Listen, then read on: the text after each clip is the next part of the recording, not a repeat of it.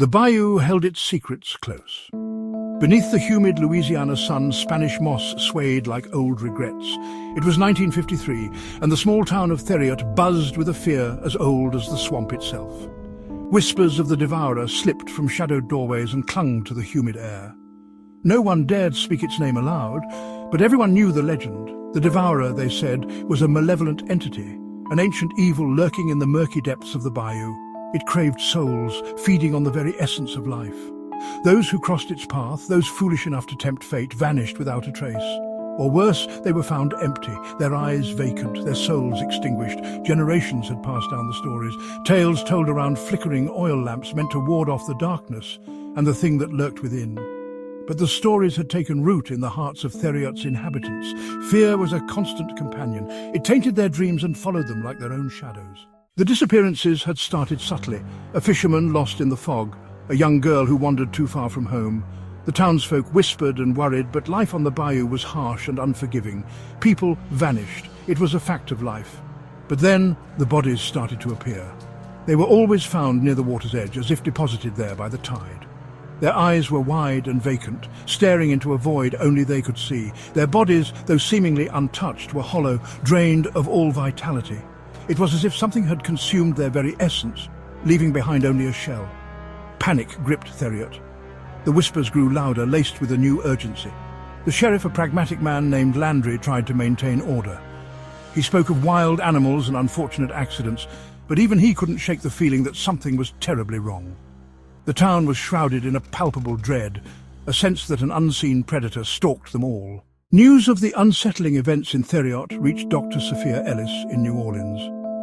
A scholar of the occult and a seasoned paranormal investigator, Dr. Ellis was drawn to the unknown. She saw the darkness in the world, not as something to be feared, but as a puzzle to be solved.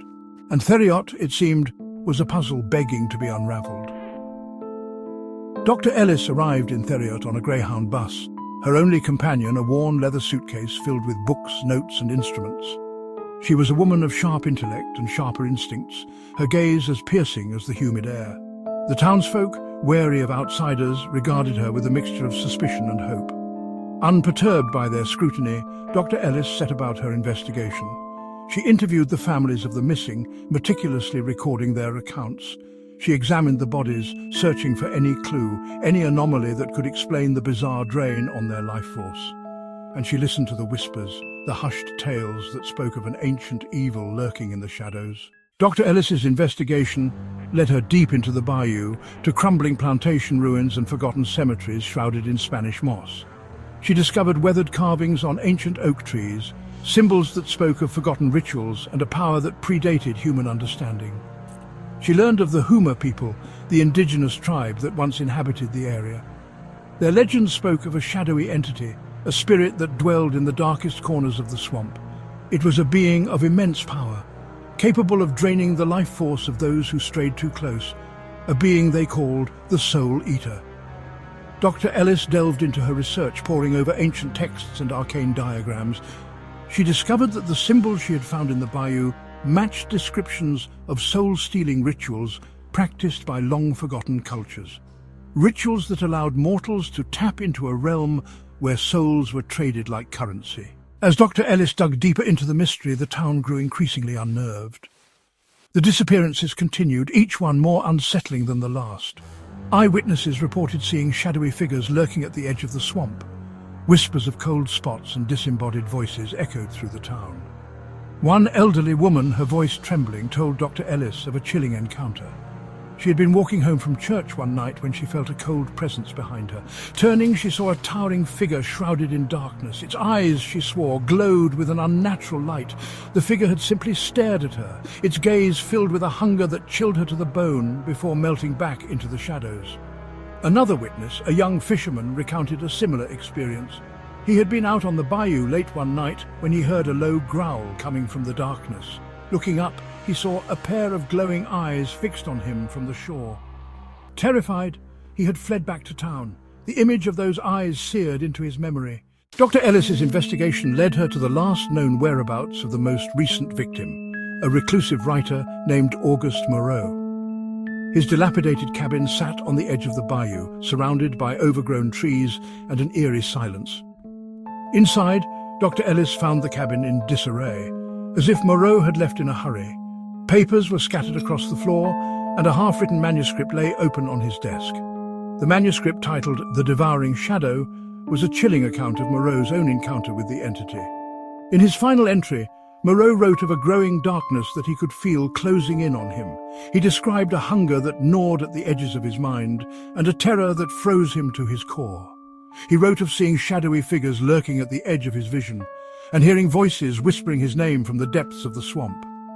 "It is here," Moreau wrote in a shaky hand. "I can feel its presence. It is coming for me. God help me, it is coming for us all."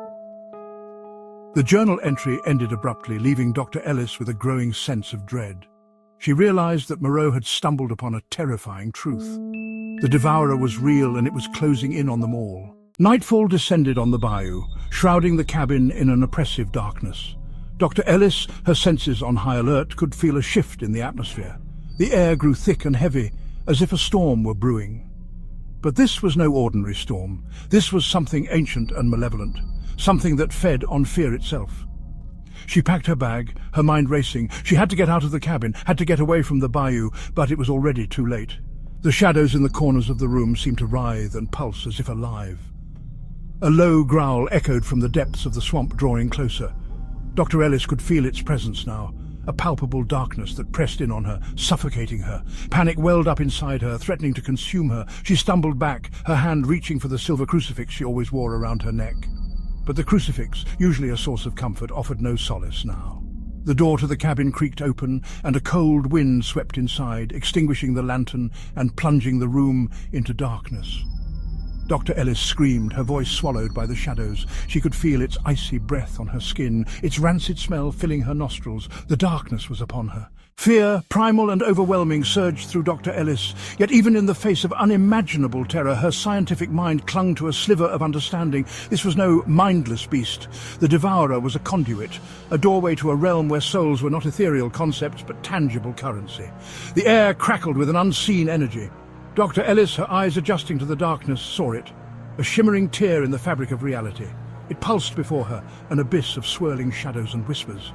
The gateway to the realm where the devourer resided, where it fed on the lifeblood of souls. She caught a glimpse of unimaginable horrors beyond the veil. Grotesque shapes shifted in the swirling abyss. Eyes, countless and malevolent, stared back at her, filled with an insatiable hunger. This was a place of ultimate darkness, where souls were bartered and consumed, their essence fueling an ancient, unfathomable power. The growl grew louder, closer. Dr. Ellis knew what it sought. It craved her soul, her essence. She was to be another offering, another sacrifice to fuel its ancient hunger. Paralyzed by fear and fascination, Dr. Ellis watched as a tendril of pure darkness snaked out from the portal. It moved with a horrifying grace, coiling around her like a serpent, tightening its grip with each passing second. She tried to scream, to fight back, but it was no use. The darkness was relentless, suffocating. It seeped into her pores, invaded her very being, stripping away her life force, her memories, her very identity. As the last vestiges of her consciousness slipped away, Dr. Ellis understood. The devourer was not a singular entity, but a force, a cosmic horror that existed beyond the veil of reality. And Theriot, like countless places before it, was merely another feeding ground. The darkness consumed her fully, leaving behind only an empty shell. Her body, devoid of life, collapsed onto the dusty floor of the cabin, her vacant eyes staring into the abyss. The devourer had claimed another victim. The portal flickered once, then vanished, leaving behind an eerie silence. The shadows retreated, and the air, though still thick with a lingering sense of dread, was once again still. The devourer was sated for now, but its hunger was eternal, and it would not be long before it claimed another victim. The cycle would continue, a grim reminder that some secrets are best left buried, some doors better left unopened. For the darkness, once invited, is not easily banished. It lingers, waiting for the next soul to devour. Subscribe for more videos.